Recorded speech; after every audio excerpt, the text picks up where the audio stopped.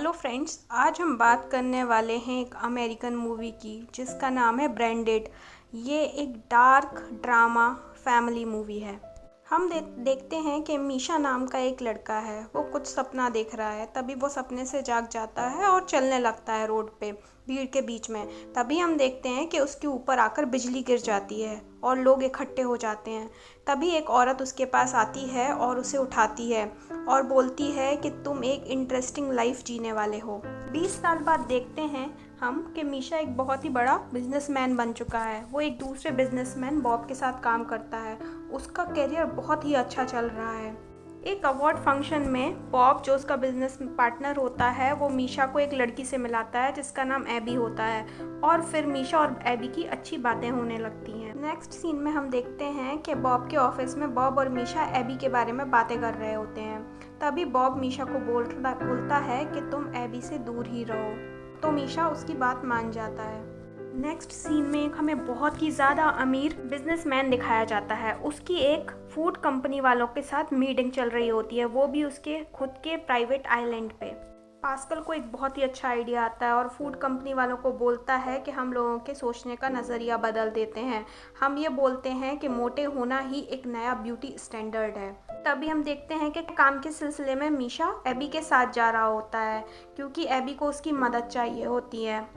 AB बताती है कि वो जिस चीज़ के बारे में ऐड बना रही है वो कुछ ऐसे है कि अब मोटी लड़कियों को पतला किया जाएगा सर्जरी से, जिससे कि वो ब्यूटी स्टैंडर्ड में सेट हो सकें। अभी मीशा एबी को बोलता है कि वो भी उसके साथ इस प्रोजेक्ट में जुड़ेगा, लेकिन मीशा को ये नहीं पता था कि पास्कल तो सब कुछ उल्टा ही सोच रहा है।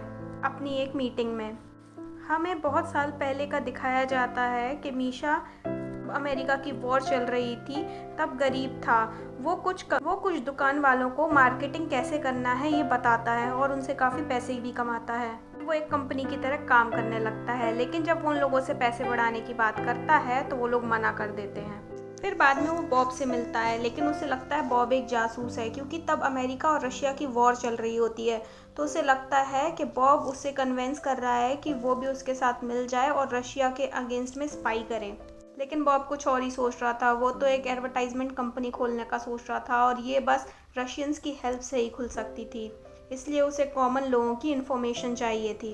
अब हमें अगले 15 साल दिखाए जाते हैं जहाँ मीशा बहुत ही अच्छे से काम करता है, बहुत सारे एड्स बनाता है रशियन कंपनीज के लिए।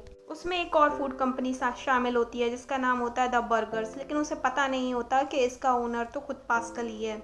अब हम प्रेजेंट में देखते हैं कि एबी और मीशा की अच्छी दोस्ती हो गई थी। वो लोग करीब आ जाते हैं, लेकिन बॉब उन्हें देख लेता है और मीशा को बोलता है कि मैंने तुम्हें स्ट्रिक्टली मना किया था कि तुम एबी से दूर ही रहना। हम देखते हैं कि मीशा और एबी उनके ऑफिस में एक रियलिटी शो पे काम कर रहे होते हैं, वहीं जिस पे सर्जरी पे काम किया जाता है। इसमें एक कंटेस्टेंट को चुना जाता है जिसका नाम होता है वेरोनिका।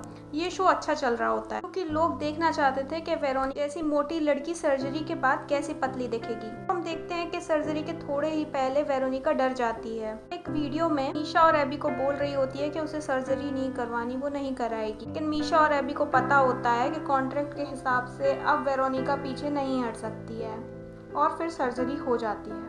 अब हम देखते हैं कि मीशा और एबी खुशियाँ मना रहे हैं, पार्टी कर रहे हैं। अब वो लोग बहुत ही एक्साइटेड थे नेक्स्ट डे वेरोनिका को देखने के लिए सर्जरी के बाद। लेकिन जब वो लोग सुबह उठते हैं तो उन्हें एक बहुत ही ख़राब न्यूज़ मिलती है कि वेरोनिका कल सर्जरी के बाद उठी ही नहीं।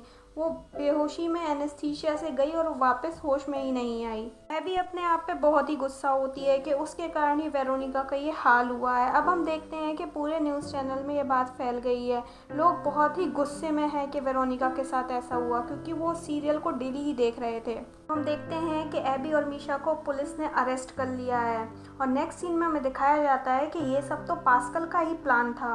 वो ही ये सब करा रहा था। वो चाहता था कि लोग ये सब देखें और डर जाएं कि मोटे से पतला होना कितना ही खराब हो सकता है, इसके कितने खतरनाक परिणाम हो सकते हैं। अब हम देखते हैं कि पूरी दुनिया के लोग डर जाते हैं। वो सोचते हैं कि वो जो अपने वेट के लिए कंट्रोल कर रहे थे, कम खा रहे थे, वो सब खराब चीज़ें हैं, उन्हें ऐसा नहीं करना चाहिए, नहीं तो उनका हाल भी वेरोनिका के जैसा ही कुछ हो सकता है। अब हम देखते हैं कि बॉब ने जेल से दोनों की बेल करा दी है, मीशा और एबी की। लेकिन वो एबी को बोलता है कि तुम यहाँ से वापस चली जाओ दूसरी कंट्री में, तुम मीशा से कभी नहीं मिलना। अब हम देखते हैं कि मीशा एबी को फ़ोन कर रहा होता है। एबी बताती है कि वो एयरपोर्ट पे है। अब हम देखते हैं कि मीशा बॉब के पास ऑफिस में जाता है और बोलता है कि तुमने ऐसा क्यों किया, तुमने एक फ्लॉप शो क्यों बनाया। हमें दिखाया जाता है कि मीशा बॉब से बहुत ही गुस्सा है। उन लोग के बीच में आर्गूमेंट हो जाता है कि तुमने ऐसा किया, लेकिन बॉब बोलता है मेरे पास इतने फालतू पैसे नहीं है कि मैं फ्लॉप शो बनाऊं। अब वो लोग एक बार में जाते हैं, वहाँ भी दोनों की बहस होने लगती है। थोड़ी देर बाद बॉब गिर जाता है। हम देखते हैं कि उसे हार्ट अटैक आया है और वो मर भी जाता है। अब हम देखते हैं कि मीशा इस बिज़नेस में जाना ही नहीं चाहता है और हम देखते हैं कि मीशा गायब ही हो गया है।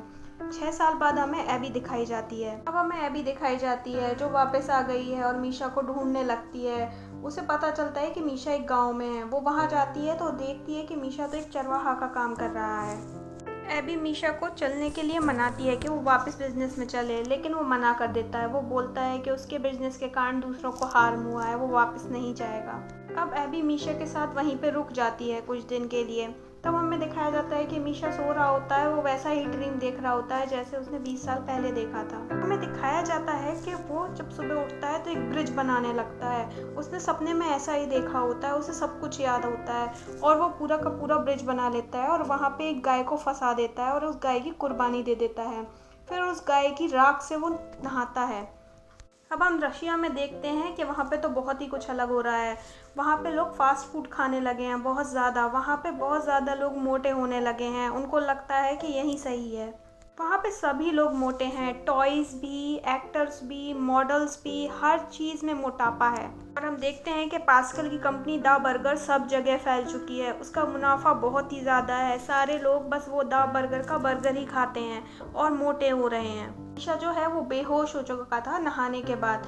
उसे एबी वापस लेके सिटी में आ जाती है। अमीशा की एकदम से नींद खुलती है कार में और वो देखता है कि एबी के पीछे कुछ एनिमेटेड सा स्नेक जैसा है।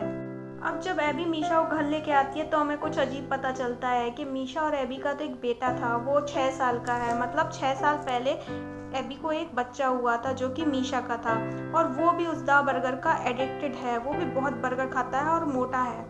मीशा फिर से अजीब अजीब सी चीज़ें देखता है। इस बार वो अपने बच्चे के पीछे वो चीज़ें देख रहा होता है, लेकिन उसे कुछ समझ में नहीं आता। वो एबी को इस सब के बारे में नहीं बताता है।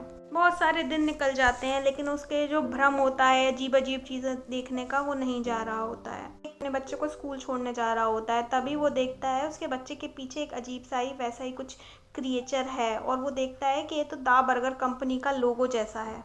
अब उसे दिखता है कि हर इंसान के पीछे ऐसा अजीब सा ही लोगो सिंबल लगा हुआ है। वो हर इंसान के पीछे देखता है कि ऐसे किसी न किसी कंपनी का सिंबल लगा हुआ है।